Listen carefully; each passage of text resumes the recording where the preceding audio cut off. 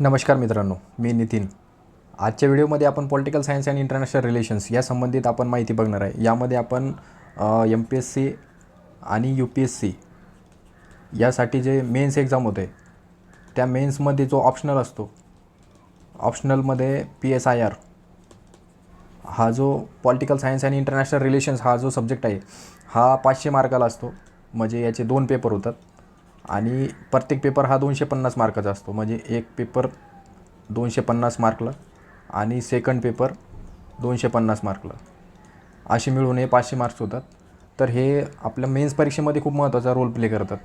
तर यामध्ये आपण ही संपूर्ण माहिती बघणार आहे की मेन्समध्ये जो ऑप्शनल सब्जेक्ट आहे त्याचा पूर्ण सिलेबस काय आहे, क्वेश्चन पेपर त्याचा पॅटर्न कसा असतो. त्याच्यानंतर आता MPSC आयोगाने जो रिसेंटली एक अपडेट दिली आहे त्यामध्ये पेपर पॅटर्नचा कसा असणार आहे, तर हे आपण या व्हिडिओमध्ये बघणार आहे. तर मी तुम्हाला या सर्व माहिती या व्हिडिओमध्ये देणार आहे.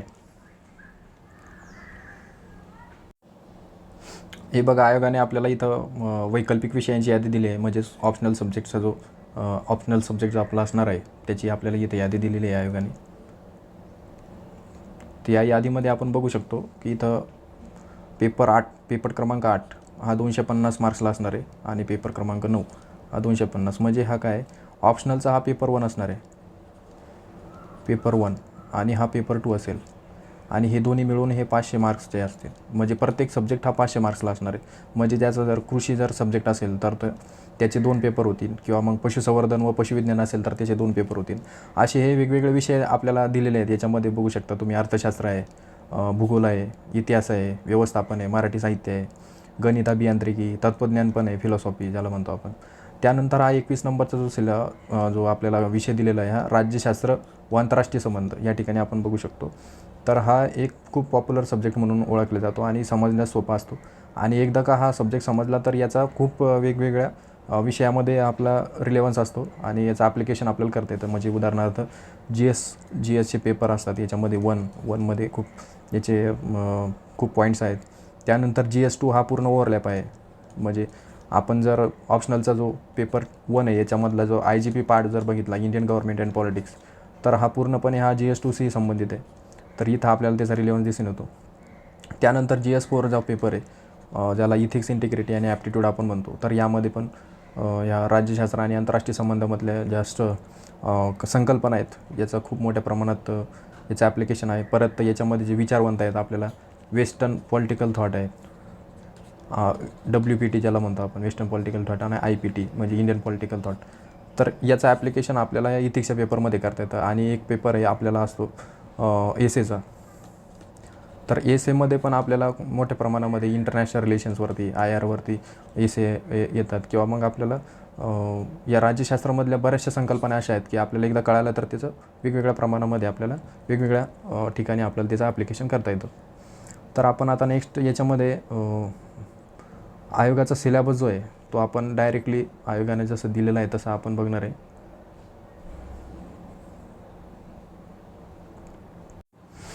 तर या ठिकाणी आयोगानं आपल्याला सिलेबस दिलेला आहे, राज्यशास्त्र व आंतरराष्ट्रीय संबंध. यामध्ये पेपर 1 आणि पेपर 2 असा पूर्ण सिलेबस आपल्याला वेगवेगळ्या पॉईंट्समध्ये दिलेला आहे. राज्यशास्त्र व आंतरराष्ट्रीय संबंध यालाच आपण इंग्लिशमध्ये PSIR म्हणतो. तर यामध्ये पेपर 1मध्ये 2 पार्ट असणार आहे आणि पेपर 2मध्ये 2 पार्ट असतील. म्हणजे राजकीय सिद्धांत व भारतीय राजकारण हा पेपर 1चा पार्ट आहे. याच्यामध्ये सेकंड पार्ट जो आहे हा भारत सरकार आणि भारतीय राजकारण या संबंधित आहे. मग हे 2 पार्ट जे पेपर 1चे आहेत. त्यानंतर जो पेपर 2 आहे हा IR संबंधित असणार आहे, इंटरनॅशनल रिलेशन्स. याच्यामध्ये थेअरी असतील इंटरनॅशनल रिलेशनच्या, तुलनात्मक राजकारण, कम्पॅरेटिव्ह पॉलिटिक्स, आणि आंतरराष्ट्रीय राज्यशास्त्र. यामध्ये पण 2 पार्ट आहे, एक तुलनात्मक राजकीय विश्लेषण आणि सेकंड आहे भारत आणि जग. तर आपण याचं पण बघू शकतो. GS2मध्ये नाही का आपल्याला, GS2मध्ये आपल्याला इंटरनॅशनल रिलेशन्स हा एक पार्ट आहे सिलेबसचा. तर याचा तिकडे उपयोग होऊ शकतो. म्हणजे आपल्याला एकदा ऑप्शनलचा जर आपण सिलेबस पूर्ण कवर केला तर आपल्याला GS2मधला बराचसा 80% पार्ट आपला इथंच कवर होऊन जाणार आहे. मग आपल्याला तिकडचा वेळ वाचवता येतो आणि इतर विषयामध्ये आपल्याला त्याचा अभ्यास करता येऊ शकतो. तर आपण हे चारही पार्ट बघणार आहे. थोडं आपण जरा फास्ट बघू, म्हणजे तुम्ही नंतर हे बघू शकता. पण आत्ता तुम्हाला या एकाच व्हिडिओमध्ये बऱ्याचशा गोष्टी मला सांगायच्या आहे, त्यामुळं हा व्हिडिओ जरा मी थोडा फास्ट घेतो आहे. तर इथं आपण बघू शकतो राजकीय सिद्धांत व भारतीय राजकारण आहे. यामध्ये पहिलाच पॉईंट आहे राजकीय सिद्धांत, अर्थ आणि दृष्टिकोन. त्यानंतर राज्याचे सिद्धांत. आता हे तुम्हाला लगेच काही कळणार नाही नेमकं काय आहे, परंतु तुम्ही जसं सिलेबसला सुरुवात केली की मग तुम्हाला हळूहळू गोष्टी कळत जातील. उदारमतवादी, न उदारमतवादी, मार्क्सवादी, बौद्धत्वादी, उत्तरवादी, मार्क्सवाद आणि स्त्रीवाद असे तुम्हाला याच्यामध्ये पॉईंट आहेत. त्याच्यानंतर न्यायी संकल्पना आहे. रॉल्सची संकल्पना आहे याच्यामध्ये. रॉल्सचा न्यायाचा सिद्धांत आणि त्याच्यावरती टीका. त्यानंतर समानता, हक्क, लोकशाही, अधिकारी संकल्पना आहे. राजकीय विचारप्रणाली संकल्पना. याच्यामध्ये उदारमतवाद, समाजवाद, मार्क्सवाद, फॅसिझम, गांधीवाद व स्त्रीवाद हे सर्व पॉईंट्स आहेत. त्याच्यानंतर भारतीय राजकीय विचारधारा. यामध्ये धर्मशास्त्र, अर्थशास्त्र, बौद्ध परंपरा, sir Syed Ahmad Khan, Shri Aurobindo, M.K. Gandhi, B.R. Ambedkar व M.N. रॉय. त्याच्यानंतर आहे पाश्चिमात्य राजकीय विचारधारा. हा सर्वात महत्त्वाचा पार्ट आहे. Plato, Aristotle, Machiavelli, Hobbes, Locke, J.S. Mill, Marx, Gramsci, Hannah Arendt. तर आता आपण जेव्हा अभ्यासाला सुरुवात करू तर आपल्याला सुरुवात म्हणजे आयोगाने जसा सिलेबस दिलेला आहे ह्या क्रोनॉलॉजीनुसार न करता आपल्याला हा चेंज करावं लागणार आहे आपली ऑर्डर. कारण का, जर आपण सुरुवातीपासूनच जर वाचायला सुरुवात केली तर आपल्याला विषय जास्त कळणार नाही किंवा मग तो कळायला अवघड जाईल. कारण राजकीय सिद्धांत डायरेक्ट आपल्याला कळणार नाही. तर आपल्याला त्यासाठी अगोदर पाश्चिमात्य राजकीय विचारधारा समजून घेणं आवश्यक आहे. कारण प्लेटो, ॲरिस्टॉटल हे आपल्याला वेस्टर्न ग्रीक पॉलिटिकल थॉटमध्ये येतात आणि यांच्यापासूनच राज्यशास्त्राचा उगम झाला आहे किंवा मग राजकीय तत्त्वज्ञानाचा उगम झाला असं आपण समजतो किंवा मग समजलं जातं. तर त्यांचे विचार समजल्यानंतर आपल्याला राजकीय विचारप्रणाली म्हणजे अगोदर 1 नंबर आपण 10 नंबरचा पॉईंट अभ्यासणार. हे विचारधारा, पाश्चिमात्य राजकीय विचारधारा. त्यानंतर राजकीय विचारप्रणाली अभ्यासणार. त्यानंतर आपण राज्याचे सिद्धांत अभ्यासणार. म्हणजे काय की आपल्याला राजकीय विचारप्रणालीमध्ये उदारमतवाद, समाजवाद, मार्क्सवाद, फॅसिझम, गांधीवाद आणि स्त्रीवाद हे अभ्यासल्यानंतर आपल्याला हे आपोआप कळणार आहे राज्याचे सिद्धांत. याच्यामध्ये उदारमतवाद, न उदारमत, मार्क्सवादी, बहुवादी, उत्तरवसाहतिक आणि स्त्रीवादी. कारण ह्या विचारप्रणालीवरतीच ते आधारित आहे. आपण वरती बघू शकतो. त्यानंतर सेकंड पार्ट आहे आपला भारतीय सरकार आणि भारतीय राजकारण. भारतीय सरकार आणि भारतीय राजकारण, IGP याला म्हणतो आपण, इंडियन गव्हर्नमेंट अँड पॉलिटिक्स. तर इथं भारतीय राष्ट्रवादीला हा हिस्ट्रीच्या पार्टमध्ये येतो. इथं स्वातंत्र्य लढ्याच्या राजकीय व्यूहरचना आहे, घटनावाद ते लोक सत्याग्रह, त्याच्यानंतर कायदेभंग चळवळी, क्रांतिकारी चळवळी, शेतकरी व कामगारी चळवळी. त्यानंतर चळवळीवरील दृष्टिकोन आहे भारतीय राष्ट्रीय चळवळी दृष्टिकोन. यामध्ये उदारमतवादी, समाजवादी, मार्क्सवादी, मूलगामी, मानवतावादी, दलित. आता आपण इथं बघू शकतो की आपण पार्ट 1मध्ये आपण उदारमतवादी, समाजवादी, मार्क्सवादी ह्या विचारधारा बघितल्या आहेत. मग ते जर आपल्याला कळलं तर हे आपोआप आपल्याला कळणार आहे की बुवा त्याच्याकडे भारतीय राष्ट्रीय चळवळीकडे कसं आपण बघू शकतो. त्यानंतर आहे भारताच्या संविधानाची निर्मिती आहे, ब्रिटिश शासनाचा वारसा आहे, भिन्न सामाजिक व राजकीय दृष्टिकोन आहे, भारतीय संविधानाची ठळक वैशिष्ट्ये आहे. आपल्याला हे GS2मध्ये आपण जसं तसं अभ्यासतो. म्हणून PSIR हा सब्जेक्ट असा आहे की आपल्याला ओव्हरऑल पूर्णच सिलेबसमध्ये याचा रिलेवन्स आहे किंवा मग त्याचं ॲप्लिकेशन आपल्याला करता येतं. ऑल GS4 सगळे GSमध्ये आणि SAच्या पेपरमध्ये पण. त्यानंतर संघ सरकारची प्रमुख अंगे, याच्यामध्ये कार्यकारी मंडळ, त्याच्यानंतर विधिमंडळ आणि सर्वोच्च न्यायालयाची भूमिका. त्यानंतर राज्य शासनाचे प्रमुख अंगे, हे दोन्ही सारखंच आहे. हे केंद्रावरती आहे आणि राज्य पातळीवरती. त्यानंतर तळागाळातील लोकशाही आहे, पंचायती राज याच्यामध्ये, आणि नगरपालिका हे 73 आणि 74 घटनादुरुस्ती आपल्याला हे इम्पॉर्टंट आहे. त्यानंतर संविधानिक आयोग आहे, वेगवेगळे आयोग आपले, निवडणूक आयोग, कॅग आहे आपला, वित्त आयोग आहे, UPSC आहे, SC STचे आयोग आहे, महिला आयोग आहे, मानवाधिकार आयोग, अल्पसंख्याक आयोग आणि राष्ट्रीय मागासवर्ग आयोग असे यामध्ये वेगवेगळ्या संविधानिक संस्था आहेत. त्यानंतर संघराज्यवाद आहे, हा खूप महत्त्वाचा पार्ट आहे. हा GS2मध्ये पण विचारला जातो महत्त्वाचा. केंद्र राज्याचे बदलते स्वरूप, एकात्मवादी वृत्ती, प्रादेशिक आकांक्षा, आंतरराज्य विवाद. त्यानंतर नियोजन व आर्थिक विकास आहे,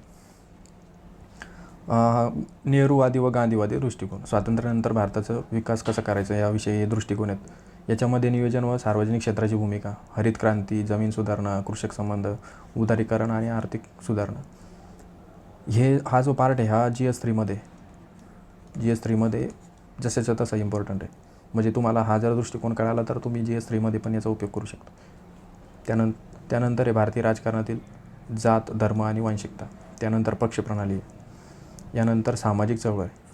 तर अशा प्रकारे हे GS आपला ऑप्शनल पेपर 1मध्ये जो पार्ट 1 आहे याच्यामध्ये 10 पॉईंट्स सिलेबस आहे आणि पार्ट 2 जो आहे याच्यामध्ये 11 पॉईंट्स आहेत. असे टोटल 21 पॉईंट आहे सिलेबसचे पेपर 1मध्ये ऑप्शनल. आणि त्यानंतर पेपर 2 असणार आहे IR संबंधित. याच्यामध्ये तुलनात्मक राजकीय विश्लेषण व आंतरराष्ट्रीय राज्यशास्त्र. यामध्ये जवळपास आपल्याला 11 पॉईंट्स आहेत सिलेबसचे. पहिला आहे तुलनात्मक राज्यशास्त्र, त्यानंतर तुलनात्मक परिप्रेक्ष्यातील राज्य. आता आपण जो पेपर 1मध्ये बघितला की राज्याचे सिद्धांत, पण इथं काय आहे, तुलनात्मक परिप्रेक्ष्यातील राज्य आहे. म्हणजे राज्याची इथं तुलना केलेली आहे. वेगवेगळे जे देश आहेत जे भांडवली आणि समाजवादी अर्थशास्त्रातील राज्याची वैशिष्ट्ये. भांडवलवादी म्हणजे काय, इथं अमेरिका. त्यानंतर समाजवादी म्हणजे रशिया. हे आपल्याला पुढे सिलेबस आपण जेव्हा सुरुवात करू किंवा मग आपण अभ्यासणार आहे त्यावेळेस आपल्यालाही कळेल की समाजवादी काय, भांडवलवादी काय, याचे बदलते स्वरूप काय, याचं कंपॅरिझन कसं, first world country, second world country आणि थर्ड वर्ल्ड कंट्री. त्यानंतर प्रतिनिधित्व सहभागाचे राजकारण, हे पण तसंच तुलनात्मक आहे. म्हणजे तुलनात्मक राज्यशास्त्र जो आहे पहिला पार्ट, याच्यावरतीच हे 3 पार्ट्स अवेलेबल म्हणजे त्याचा अभ्यास आपल्याला करायचा आहे. प्रतिनिधित्व सहभागाचे राजकारण, याच्यात राजकीय पक्ष, वेगवेगळ्या देशांमध्ये कशा प्रकारचे राजकीय पक्ष आहेत, प्रगत औद्योगिक विकसनशील समाजातील दबाव गट आणि सामाजिक चळवळी. तर हे आपल्याला इथं बघू शकतो आपण. त्यानंतर आहे चौथा पॉईंट आहे आपल्याला जागतिकीकरण. हा सर्वात महत्त्वाचा पॉईंट आहे जो की एसेमध्ये पण आपल्याला विचारला जातो. विकसित आणि विकसनशील समाजांकडून मिळणारे प्रतिसाद, हा एक महत्त्वाचा पार्ट आहे. पण इथं आंतरराष्ट्रीय संबंधाच्या अभ्यासातील दृष्टिकोन, आता हा 5वा पॉईंट आहे इथं सिलेबसमध्ये. पण आता आपल्याला जर सुरुवात करतो आपण अभ्यासात, इथं तुलनात्मक राज्यशास्त्र इथून नाही करायची. कारण काय, आपल्याला डायरेक्ट काही कळणार नाही. जर आपल्याला IRच माहीत नाही किंवा आंतरराष्ट्रीय संबंधच माहीत नाही तर आपल्याला कळणार कसं. तर इथं आदर्शवाद, वास्तववाद, मार्क्सवाद, कार्यात्मक आणि व्यवस्था सिद्धांत हे दृष्टिकोन आहे. हे दृष्टिकोन म्हणजे काय की आपल्याला एक परिप्रेक्ष्य भेटतो की आपण एखाद्या विषयाकडे कसं बघायचं. किंवा मग आदर्शवाद काय म्हणतो, आयडियालिझम म्हणजे काय, यांच्या म्हणण्यानुसार सर्व गोष्टी चांगल्या असतात, मानवाचा स्वभाव चांगला आहे आणि मग त्यामुळेच मग आंतरराष्ट्रीय पातळीवर शांतता राहू शकते. पण वास्तवात काय म्हणतो, माणूस हा स्वार्थी आहे आणि त्या ठिकाणी मग तो जास्तीत जास्त पॉवर ॲक्वायर करण्याचा प्रयत्न करतो. त्यामुळं मग हे संघर्ष होतच राहणार आहे. वेगवेगळ्या देशांमध्ये हे संघर्ष चालूच राहतील, हे कधी न सुटणारे हे एक वास्तव आहे. म्हणून हे वास्तववादाचं आपलं एक सिद्धांत या सिलेबसमध्ये आहे. म्हणजे काय की मार्क्सवाद काय बघणार, किंवा जे विकसित देश आहेत त्यांनी गरीब राष्ट्रांचं हे शोषण केलेलं आहे. तर अशा प्रकारे ते या दृष्टिकोनातून आपल्या आंतरराष्ट्रीय संबंधाकडे बघितलं जातं. त्यानंतर हे प्रमुख संकल्पना आहे आपल्याला आंतरराष्ट्रीय संबंधातील. याच्यामध्ये काय, राष्ट्रीय हित आहे, सुरक्षा आहे. राष्ट्रीय हित म्हणजे नॅशनल इंटरेस्ट, म्हणजे आपल्या राष्ट्राच्या हितात जे महत्त्वाचं असणार, जे आपल्याला उपयोगी असणार, आपण त्याच गोष्टी करणार. सुरक्षा आहे, सिक्युरिटी आहे, सत्ता आहे, पॉवर आहे, सत्तेचे संतुलन आहे, बॅलन्स ऑफ पॉवर आहे. वेगवेगळ्या राष्ट्रांमध्ये कशा प्रकारे सत्तेचं संतुलन केलं जातं, बॅलन्स ऑफ पॉवर, हे आपल्याला दिसून येतं. त्यानंतर डेटरन्स आहे, प्ररोधन, ही एक महत्त्वाची संकल्पना आहे. तर हे आपल्याला ह्या सगळ्या संकल्पना आणि हे दृष्टिकोन, हे 5 नंबर आणि 6 नंबर, हे 2 पॉईंट आपल्याला अभ्यासल्यानंतरच आपल्याला बाकीचे पॉईंट्स आपल्याला लक्षात येतील. त्यानंतर हे बदलती आंतरराष्ट्रीय राजकीय सुव्यवस्था, याच्यामध्ये महासत्तांचा उदय. त्याच्यानंतर अलिप्तता चळवळ, नाम मुवमेंट आपण ज्याला म्हणतो. आता हे बघा, सिलेबसमध्ये असे काही पॉईंट आहे जे वेगवेगळ्या ठिकाणी दिलेले आहेत आपल्याला, परंतु हाच अलिप्तता पॉईंट आहे आपला सेकंड पार्टमध्ये येतो पेपर 2च्या. तुम्हाला दाखवतो मी, एक मिनटं. विविध टप्प्यावरील असंलग्नता चळवळीतील भारताचे योगदान. म्हणजे काय की वेगवेगळ्या टप्प्यावर नाममध्ये भारताचे काय योगदान आहे, सध्याची भूमिका काय आहे भारताचे नामविषयी, हा सेकंड पार्टमध्ये दुसरा पॉईंट आहे, परंतु हा इथं पण दिलेला आहे. तर आपल्याला काय करणं आहे, तर हे असे जे वेगवेगळ्या ठिकाणचे पॉईंट दिलेले आहेत हे आपल्याला इंटरलिंक करणं आहे आणि याचा सोबत एकत्रच अभ्यास करायचा आहे, असं वेगवेगळा नाही करायचं. त्यानंतर नेक्स्ट पॉईंट आहे आपल्याला आंतरराष्ट्रीय आर्थिक प्रणालीची उत्क्रांती. ब्रेटन वूड्स, जागतिक व्यापार संघटना, WTO, बरेचसे याच्यामध्ये संकल्पना आहे. त्याच्यानंतर संयुक्त राष्ट्रे, युनायटेड नेशन्स ऑर्गनायझेशन आपण ज्याला म्हणतो. आता हा पण पॉईंट आहे बघा 9 नंबरचा, युनायटेड नेशन्स ऑर्गनायझेशन. आणि याचंच पुढं आपल्याला परत एक पॉईंट आहे 6 नंबरचा बघा, सेकंड पार्टमध्ये भारत आणि संयुक्त राष्ट्र प्रणाली, संयुक्त राष्ट्राच्या शांतता प्रस्थापनेच्या प्रयत्नातील भारताची भूमिका, त्यानंतर सुरक्षा परिस्थितीमध्ये कायम जागेची मागणी. आता 6 नंबरचा पॉईंट आहे सेकंड पार्टमध्ये दिला आहे आपल्याला, भारत आणि जगमध्ये. आणि तो इथं पण आहे पार्ट 1मध्ये, संयुक्त राष्ट्रे याची अपेक्षित भूमिका, प्रत्यक्ष नोंद, विशेषीकृत संयुक्त राष्ट्र अभिकरणे, ध्येय व कार्ये, संयुक्त राष्ट्र सुधारणेची गरज. आता हा इथं 9 नंबरचा पॉईंट आहे आणि इथं 6 नंबरचा पॉईंट आहे. तर आपण हे वेगवेगळे नाही अभ्यासायचे. आपण काय करायचं, अभ्यास करताना एकदा संयुक्त राष्ट्र आपण अभ्यासाला सुरुवात केली 9 नंबरचा पॉईंट, तर त्याच्यासोबतच आपल्याला हा 6 नंबरचा पण पॉईंट अभ्यासायचा आहे. म्हणजे काय की आपला एकत्र अभ्यास होणार आहे. आणि आपल्याला प्रश्न पार्ट 1मध्ये विचारला काय किंवा मग पार्ट 2मध्ये विचारला काय, तर आपण त्याचे उत्तरं लिहू शकतो. त्यामुळे आपल्याला इथं थोडं स्मार्ट वर्क करण्याची आवश्यकता आहे. त्यानंतर आहे 10वा पॉईंट, इथं जागतिक राजकारणाचे प्रादेशिकीकरण आहे. त्याच्यानंतर आहे समकालीन जागतिक चिंताविषय, लोकशाही आहे, याच्यामध्ये मानवी हक्क आहे, पर्यावरण आहे, लिंगभेद न्याय, दहशतवाद आहे आणि आण्विक वृद्धी आहे. आता आण्विक वृद्धी हा पण एक असा पॉईंट आहे जो की हा सेकंड पार्टमध्ये पण येतो. इथं 7वा पॉईंट बघा, भारत व आण्विक प्रश्न, यामध्ये बदलते दृष्टिकोन व धोरण. तर असा वेगवेगळ्या ठिकाणी दिलेले आहे, परंतु आपल्याला ते अभ्यास करताना एकत्र करायचे. त्यानंतर आहे सेकंड पार्ट, भारत आणि जग. हा पूर्ण भारत आणि जगाचा कसा संबंध आहे या संबंधित आहे. याच्यामध्ये सर्वात अगोदर भारताची परराष्ट्र धोरण, इंडियन फॉरेन पॉलिसी, परराष्ट्र धोरण निर्धारक, धोरण निश्चितीच्या संस्था, सातत्य व बदल, विविध टप्प्यावरील असंलग्न चळवळीचे योगदान आपण या अगोदरच बघितलं. भारत आणि दक्षिण आशिया याच्यामध्ये प्रादेशिक सहकार, सार्कची भूमिका, मुक्त व्यापार क्षेत्र म्हणून दक्षिण आशिया, भारताचे लुक ईस्ट धोरण. लुक ईस्ट तर आहेत सिलेबसमध्ये आपल्याला, लुक ईस्ट दिलेलं आहे, परंतु ॲक्ट ईस्टवर पण प्रश्न विचारले जातात. ॲक्ट ईस्ट म्हणून आपल्याला इतर अभ्यास करताना लुक ईस्ट तर आहेच, परंतु ॲक्ट ईस्ट पण त्याच्यासोबत करायचं आहे. प्रादेशिक सहकारातील अडथळे, त्यानंतर भारत आणि दक्षिण विश्व, आफ्रिका आणि लॅटिन अमेरिका यांच्याशी संबंध, त्यानंतर भारत आणि जागतिक केंद्रे, भारत आणि जागतिक केंद्रे, यामध्ये USA, युरोपियन युनियन आहे, जपान आहे, चीन आहे, रशिया आहे, हे सर्वात महत्त्वाचे कंट्रीज आहे आणि याच्यावरती क्वेश्चन फ्रिक्वेंटली येतात. त्यानंतर भारत आणि संयुक्त राष्ट्र प्रणाली, हे आपण अगोदरच बघितलं आहे. भारत व आण्विक प्रश्न हे पण बघितलं आहे. भारताच्या विदेशी धोरणातील अलीकडील विकास, याच्यामध्ये अफगाणिस्तान, इराक, पश्चिम आशिया यामधील सध्याच्या अरिष्टावर भारताचे स्थान, USA व इस्रायलसोबत वाढते संबंध, नवीन जागतिक व्यवस्थेची दृष्टी. आता हे आपण जो सेकंड पार्ट जो आहे ना आपला, याच्यामध्ये 8 पॉईंट आहे. 8 पॉईंटमधले आपल्या बरेचसे पॉईंट हे GS2मधलं जो IRचा पार्ट आहे त्याच्यामध्ये रिलेट होतात किंवा मग ओव्हरलॅप होतात. मोस्टली अमेरिका, चीन, जपान, युरोपियन युनियन या संबंधित प्रश्न आपल्याला विचारले जातात. तशाच प्रकारच्या आपल्याला इथं प्रादेशिक सहकार्यातील अडथळे, भारताच्या ज्या बॉर्डर कंट्रीज आहे याच्या संबंधित आपल्याला वारंवार क्वेश्चन विचारले जातात GS2मध्ये पण. तर हा आपण ऑप्शनलचा सिलेबस एकदा चांगला प्रकारे कव्हर केला तर मग आपल्याला इतर पेपरमध्ये पण त्याची हेल्प होणार आहे. आता आपण सिलेबस बघितला आहे, हाच सिलेबस आयोगाने इंग्लिशमध्ये पण उपलब्ध करून दिलेला आहे. मी तुम्हाला याची इंग्लिश आणि मराठी असे दोन्ही एकत्र PDF करून उपलब्ध करून देईन. आता आपण आहे ना MPSC जो पॅटर्न असणार आहे, याचा पेपर पॅटर्न कसा असेल ते आपण बघणार आहे. आयोगाने आपल्याला पॅटर्नचा एक सॅम्पल दिलेलं आहे, ते आपण एकदा बघून घेऊ.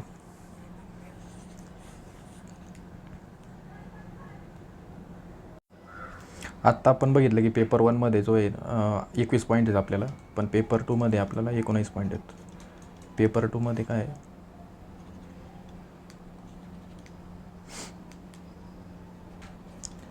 पार्ट 1मध्ये जे आहे याच्यात आहे 11 पॉईंट आणि पार्ट 2मध्ये 8 पॉईंट, हे दोन्ही मिळून आपल्याला म्हणतात 19 पॉईंट. तर आपले टोटल झाले 40 पॉईंटमध्ये तुमचा पूर्ण सिलेबस कव्हर होणार आहे. आणि बरेचसे पॉईंट हे ओव्हरलॅप आहेत आणि GS2मध्ये पण आपल्याला याचा उपयोग होणार आहे, म्हणून खूप महत्त्वाचा विषय आहे. आता आपण आयोगाचा जो पॅटर्न आहे तो एकदा बघून घेऊ. हे आयोगानं आपल्याला नोटिफिकेशनमध्ये एक पॅटर्न दिलेलं आहे ऑप्शनल सब्जेक्टचं. तर यामध्ये आपण बघू शकतो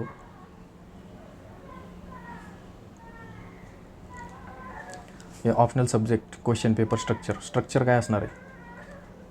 यामध्ये 250 मार्क्स आहे. आपल्याला एक पेपर दिलेला आहे. याच्यामध्ये 3 तास वेळ असणार आहे आणि मीडियम आपलं इंग्लिश आणि मराठी असेल सिलेबस.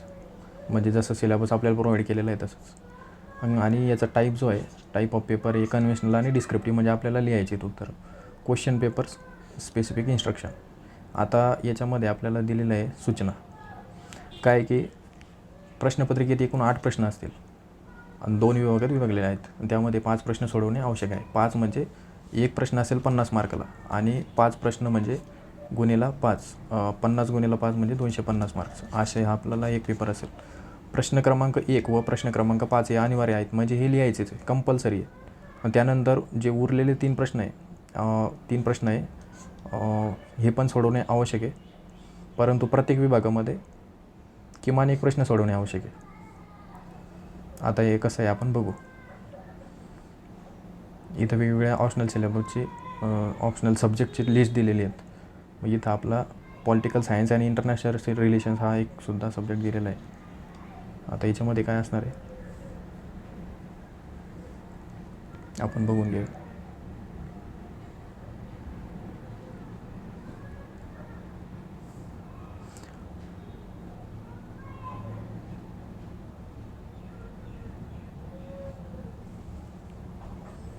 हा जो पॅटर्न आहे या सर्व पेपरना लागू आहे. एवढा जो पॅटर्न आहे for optional paper 2.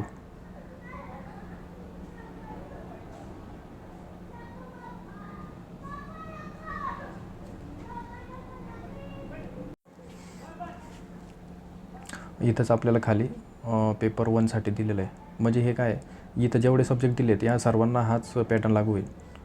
Paper 1 optional paper 1 यामध्ये आता बघा प्रश्न क्रमांक 1, 2, 3, 4, 5, 6, 7 आणि 8 प्रश्न दिलेले आहेत. आता इथं 2 सेक्शन आहे, सेक्शन ए आणि सेक्शन बी. आता 8पैकी त्यांनी काय सांगितलं आहे की जो पहिला आहे क्वेश्चन 1 याच्यामध्ये 5 क्वेश्चन असतील. याच्यामध्ये प्रत्येक प्रश्न 10 मार्काला, म्हणजे टिपा यासारखं आहे, म्हणजे कमेंट. प्रत्येक प्रश्न 10 मार्काला, म्हणजे हे झाले 50 मार्क्स. त्यानंतर ते काय म्हणले की 8 याच्यामधला जो 5वा प्रश्न आहे हा पण कंपल्सरी आहे. याच्यामध्ये पण तसंच आहे. याच्यामध्ये 5 उपप्रश्न असतील आणि प्रत्येक प्रश्न 10 मार्काला, म्हणजे झाले 50 मार्क. हे आपले टोटल इथं 100 मार्क झाले. आता प्रश्न पहिला आणि प्रश्न 5वा हे कंपल्सरीच आहे, म्हणजे हे सोडवायचेच आहे. त्याच्यानंतर आता उरले जे 3 प्रश्न आहे पार्ट 1मधले, याच्यापैकी तुम्ही हा सोडू शकता किंवा हा यापैकी कोणताही एक किंवा मग 2ही सोडू शकता. परंतु टोटल आपल्याला 5 प्रश्न लिहायचे आहेत, म्हणजे प्रत्येकी 50 मार्काचे जे आहेत हे 5 लिहायचे आहेत आपल्याला. तेव्हा आपले 250 मार्क होतील. आता आपण याच्यातला हा एक लिहिला आहे पहिला आणि 5वा लिहिला आहे, म्हणजे आपले 2 प्रश्न झाले. आता अजून आपल्याला 3 प्रश्न लिहायचे आहेत.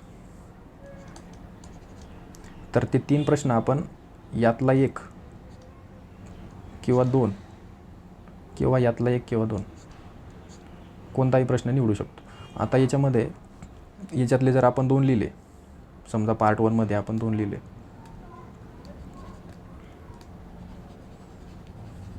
समजा आपण याच्यातला एक हा तर लिहिलेलाच आहे, एक झाला पार्ट 1मधला, पार्ट ए.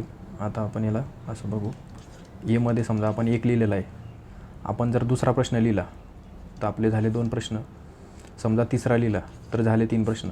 आता आपण याच्यातलं पूर्ण 4था प्रश्न नाही लिहू शकत परत, कारण आपल्याला उर्वरित बी सेक्शनमधले 2 प्रश्न लिहायचे आहेत अजून. कारण हा 5 नंबरचा एक तर येणारच आहे, हा कंपल्सरी आहे. आणि कोणताही एक या 3पैकी 6, 7, 8पैकी कोणताही एक आपल्याला लिहिणं आवश्यक आहे. समजा आपण 7व्या नंबरचा प्रश्न निवडला, 7व्या नंबरचा, तर आपले असे पूर्ण 5 प्रश्न होणार आहेत. हा 1 नंबरचा, हा 2चा, 3चा, 5 आणि 7 असे आपले टोटल 5 प्रश्न होणार आहेत. तर असे आपले पूर्ण टोटल 250 मार्क्स होते. हाच पॅटर्न सेम पेपर 1ला पण लागू, पेपर 2ला लागू आहे. सेम असंच असणार आहे. तर आपल्याला हे पॅटर्न समजून घेणं खूप महत्त्वाचं होतं, कारण बऱ्याचशा मुलांचं असं गडबड होते की एकाच पार्टमधले 4 प्रश्न लिहून येतात. आणि मग नंतर काय होतं, त्यांचा जो 4था प्रश्न असतो तो तपासला जात नाही, त्याचे मार्कच भेटत नाही, तुम्ही कितीही चांगले उत्तर लिहा. कारण तुम्हाला 2 प्रश्न लिहिणं तर आवश्यकच आहे, कंपल्सरी आहे. एक पहिला आहे आणि एक 5वा आहे. आता तुम्ही याच्यातले 2 लिहा उर्वरित, किंवा याच्यातले लिहा, परंतु तुम्ही टोटल 5 प्रश्न आपल्याला लिहायचे आहेत. हा एक आपण लिहिला आहे, 5 आपण लिहिला आहे. आता तुम्ही उरलेले जे प्रश्न आहेत, तुम्हाला 3 प्रश्न लिहायचे आहेत. तुम्ही याच्यातून 2 लिहू शकता आणि याच्यातला 1 लिहू शकता, किंवा तुम्ही याच्यातला 2 लिहू शकता आणि याच्यातला 1 लिहू शकता. असे टोटल आपल्याला 5 प्रश्न लिहायचे आहेत. म्हणून हा पॅटर्न समजून घेणं महत्त्वाचं आहे. दोन्हीकडे हा लागू आहे. आता आपण ॲक्च्युअल उत्तर कसे लिहायचे हे आपण एकदा बघणार आहे. म्हणजे आयोगाने हा पॅटर्न ते दिला आहे, परंतु आपल्याला ॲक्च्युअल उत्तर कशी लिहावी लागणार आहेत, त्याला किती स्पेस असेल, त्याच्यामध्ये प्रश्न कसे छापलेले असतील, प्रश्नपत्रिका कशी असेल, उत्तरपत्रिका कशी असेल, हे आपण एकदा बघून घेऊ. म्हणजे तुम्हाला क्लिअर कट अंडरस्टँडिंग येईल की नेमकं ऑप्शनलमध्ये काय. या ठिकाणी मी UPSCचा पेपर घेतलेला आहे, परंतु आता 2025च्या पॅटर्ननुसार UPSC आणि MPSC दोन्हीचा पॅटर्न हा सारखाच असणार आहे. जे काही आपण UPSCचं बघतो आहे ते ॲज इट इज MPSCला लागू होणार आहे. हा आपण एकदा क्वेश्चन पेपर बघून घेऊ, याच्यामध्ये कसे असणार प्रश्न. आता आपण बघितलं तिकडं की सेक्शन ए हा सेक्शन एमध्ये आपल्याला 5 प्रश्न असतील, बरोबर. तर त्या 5 प्रश्नामध्ये जो पहिला प्रश्न आहे याच्यामध्ये 5 उपप्रश्न आहेत. हा पहिला प्रश्न, याच्यामध्ये 5 आहेत, प्रत्येकाला 10 मार्क इथं. आणि प्रत्येक प्रश्न हा 150 शब्दामध्ये लिहायचा आहे. हे बघा इथं 10 × 5 हे 50 मार्क. आता नॉर्मेटिव्ह ॲव्हरेज इन पॉलिटिकल सायन्स हे एक टिप लिहायसारखं आहे. मल्टीकल्चरल पर्स्पेक्टिव्ह ऑन राईट्स हे एक टिप लिहायसारखं आहे. त्याच्यानंतर state of nature as a state of war, Hobbes आपल्याला एक विचारवंत आहे, त्याच्या विचारामधली एक क्रिटिक आहे, एक संकल्पना आहे. त्याच्यानंतर फुकॉल्स कन्सेप्ट ऑफ पॉवरची संकल्पना आहे फुकोची. त्यानंतर एक आहे की डिक्लाइन ऑफ पॉलिटिकल थिअरी ही एक संकल्पना आहे. आपल्याला अशा 5 टिपा लिहायच्या आहेत. त्यानंतर आपल्याला जर 2 नंबरचा हा क्वेश्चन लिहायचा असेल तर याच्यामधले हे 3ही प्रश्न लिहिणं आवश्यक असतात. आपण असं नाही करू शकत की मी याच्यातला ए लिहितो आणि 3 नंबरच्या मधला बी लिहितो आणि 4 मधला सी लिहितो, असं जमत नाही, त्याचे मार्क नाही मिळत. तुम्ही एक प्रश्न निवडला, समजा 2 निवडला, तर तुम्ही 2 मधले हे 3ही प्रश्न लिहिणं आवश्यक आहे, ए, बी आणि सी. तेव्हा तुमचा हा पूर्ण एक प्रश्न होतो. तसंच याचं पण आहे 3 नंबरचं. म्हणजे जर तुम्ही 3 नंबरचा जर प्रश्न लिहायला घेतला तर तुम्हाला हे 3ही प्रश्न लिहिणं आवश्यक आहे त्याच्यामधले, ए, बी आणि सी. तेव्हा तुमचा हा एक प्रश्न पकडला जातो. म्हणजे काय की तुम्ही जर 3 नंबरचा क्वेश्चन लिहिला आणि ए, बी, सी 3ही प्रश्न लिहिले तर तुम्हाला किती मार्क्स मिळवावे लागले, तर याचे 20, याचे 15 आणि याचे 15, हे झाले 50. तेव्हा हा एक प्रश्न कंप्लीट होतो. म्हणजे असे आपल्याला 5 प्रश्न लिहायचे 50 मार्काचे. तसाच इथं सेकंड पार्ट असणार आहे, पार्ट बी. पार्ट बीमध्ये 5 नंबरचा क्वेश्चन हा कंपल्सरी आहे, जसं की आपण 1 नंबरचा बघितला तो. आणि इथं पण 5 अशा टिप्स आहेत, ए, बी, सी, डी, ई. ही प्रत्येकी 10-10 मार्काला असणार आहे. त्यानंतर आपण समजा वरच्या याच्यामधले जर आपण 3 प्रश्न लिहिले, समजा पहिला तर आपल्याला कंपल्सरीच आहे, हा आपण पहिला लिहिला 1. त्यानंतर आपण हा दुसरा लिहिला, समजा 2 नंबरचा क्वेश्चन. समजा आपण हा 2 नंबरचा लिहिला, हे झाले आपले 2 क्वेश्चन. त्यानंतर आपण समजा हा तिसरा नाही लिहिला, परंतु आपण लिहिला 4थ्या नंबरचा क्वेश्चन. तुम्हाला एक उदाहरण सांगतो आहे फक्त समजून येण्यासाठी. समजा आपण हा 4था लिहिला, तर आपले झाले आतापर्यंतचे 3 क्वेश्चन. एक पहिला, हा दुसरा आणि ह्या 4 नंबरला लिहिला तो तिसरा. त्याच्यानंतर हा एक 5वा कंपल्सरी आहे, तर हा एक झाला, 4 क्वेश्चन झाले. आता आपण जरा 6 नंबरचा क्वेश्चन न लिहिता आपण डायरेक्ट जर 8 लिहिला तरी चालतो. म्हणजे आपल्याला 8 नंबरच्या क्वेश्चनमधले जर 3ही प्रश्न येत असतील तर आपण हा लिहू शकतो. ज्याच्यातले 3 येतील आपण तो लिहू शकतो. हा आपले आता 5 क्वेश्चन झालेत. हे 8 नंबरचा, हा 5 नंबरचा, 4 नंबरचा, 2 नंबरचा आणि 1 नंबरचा, असे आपल्याला हे क्वेश्चन पेपर असणार आहेत. सेम ॲज इट इज आपल्याला पेपर 2 असेल. सेक्शन 1 आणि सेक्शन 2मध्ये आपल्याला डिवाईड केलेलं असणार. आपल्याला असंच तिचं उत्तर लिहावं लागणार. आता ॲक्च्युअल आन्सर रायटिंग कशी करायची, म्हणजे कसं उत्तर कसं लिहायचं असतं हे आपण बघून घेऊ. तुम्हाला क्लिअर कट अंडरस्टँड घेणार आहे या व्हिडिओमध्ये, की तुम्हाला नंतर कुठलाच व्हिडिओ बघायची गरज नाही ऑप्शनलच्या स्ट्रॅटेजीसाठी किंवा मग याच्या पूर्ण माहितीसाठी. हे बघा, ह्या ठिकाणी माझा स्वतःचा पेपर आहे. मी जेव्हा मेन्सचा अभ्यास करत होतो त्यावेळेस मी हे पेपर लिहिलेले आहेत. हे इन्स्ट्रक्शन दिलेले आहेत की काय काय इम्प्रूव्हमेंट करायला पाहिजे पेपरमध्ये. आता हे बघा, आपल्याला कसं असणार आहे, UPSCचा आयोगाचा पेपर सेम असंच असणार आहे. आपल्याला आन्सर रायटिंगच्यासाठीचे जे बुकलेट असेल त्या ठिकाणी आता बघा, आपण हा क्वेश्चन नंबर 1 आहे, याच्यामध्ये हा ए आहे, हा 10 मार्काला असणार आहे. बघा इथं हा एक 10 मार्काला. 10 मार्काला म्हणजे काय, 150 शब्दामध्ये आपल्याला याचं उत्तर लिहायचं. 150 शब्द म्हणजे 2 पेजेस असतील, एक मागून एक पुढून. तर इथं काय आहे, from each according to his ability to each according to his need comment. याच्यावरती आपल्याला कमेंट करायचं. हे समाजवादाचं एक वाक्य आहे. तर याच्यावरती असं आपल्याला लिहावं लागणार आहे. हे 2 पेजमध्ये याचं उत्तर आहे. हे 10 पैकी इथं 4 मार्क मिळाले आपल्याला. समजा अजूनही आपला चांगला अभ्यास असेल तर आपल्याला 5-6 मार्क मिळू शकतात. म्हणजे आता मी नवीनच होतो, त्या लेवलवरती अजून नव्हतो. तर हे इनिशियली हा पहिलाच पेपर होता माझा, तरी मला चांगले मार्क पडत होते. त्याच्यानंतर हा B question, feminist concept of politics. पॉलिटिक्सविषयी स्त्रीवाद कसा बघतो, स्त्रीवादाची पॉलिटिक्सची एक पर्स्पेक्टिव्ह काय आहे, असा प्रश्न आहे. त्यानंतर आहे explicate the socialist idea of freedom, C. हा 10 मार्कला असणार आहे. अशा प्रकारे हे असे 5 प्रश्न होते ना आपले. ई हा 5 नंबरचा, कॅपिटलिझम ॲज कन्स्ट्रेनिंग डेमोक्रेसी. हे मराठी मीडियममध्ये पण सेम असंच लिहावं लागणार आहे. कंटेंट तोच असेल, फक्त लँग्वेज आपली चेंज असेल. आता हा मधला प्रश्न आपण तो न सोडवता दुसरा सोडवलेला आहे, त्याला पर्याय उपलब्ध असल्यामुळं. आता हे 3 नंबरचं क्वेश्चन आहे, याच्यामध्ये ए,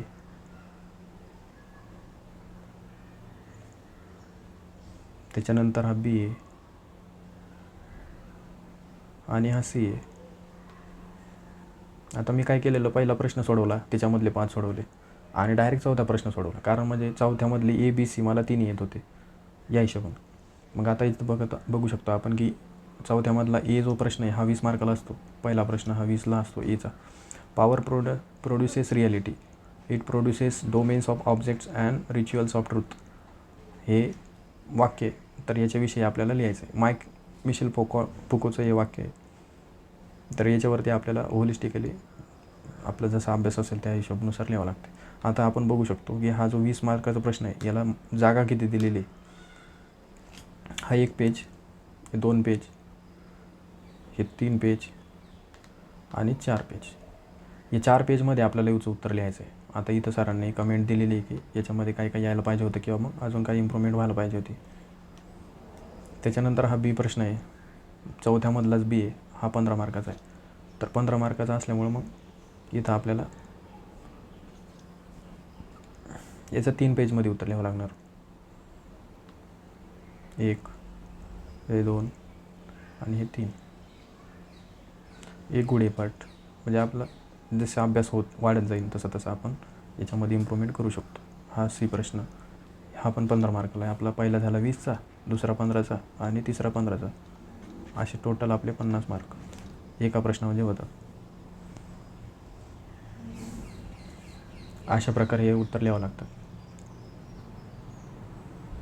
आता काही प्रश्नांची उत्तर आपल्याला चांगले जर लिहिता आले तर मग चांगले मार्क मिळतात, किंवा मग एखाद्या प्रश्नामध्ये आपल्याला तेवढी माहिती नसते तर मग तेवढे मार्क थोडे कट होतात. पण जसं जसं आपण अभ्यास करत जाऊ आपल्याला अजून जास्त गोष्टी क्लिअर होत जातात आणि इम्प्रूव्हमेंट होत जाते. अशा प्रकारे तुम्ही अभ्यासाला सुरुवात करू शकता. आता तुम्हाला भरपूर क्लॅरिटी या ठिकाणी मी दिलेली आहे. हे बघा, हे 15 पैकी 7.5 मार्क्स मिळालेले आहेत इनिशियल स्टेजला. जर आपला अभ्यास चांगला असेल तर 8-9 मार्क मिळू शकतात चांगले.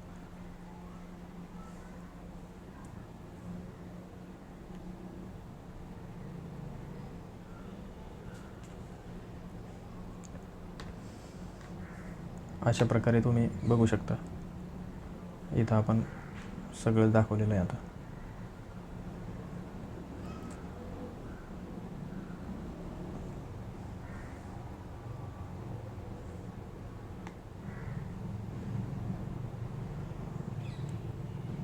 ऑप्शनलचा तुमचा एकदा अभ्यास झाला ना तर तुम्हाला काहीच अडचण येणार नाही. तुम्ही वेगवेगळ्या पेपरमध्ये त्याचं ॲप्लिकेशन करू शकता. आता आपण इथं काय बघितलं आहे, सिलेबस बघितला आहे. त्यानंतर आपण काय बघितलं आहे, क्वेश्चन पेपर बघितला आहे. त्याच्यानंतर आपण MPSCचं पॅटर्न बघितलं आहे. म्हणजे आपलं इन्स्ट्रक्शन बघितलं पेपर संबंधित. त्याच्यानंतर आपण ॲक्च्युअल क्वेश्चन पेपर बघितले. त्याच्यानंतर आपण आन्सर रायटिंग बघितले.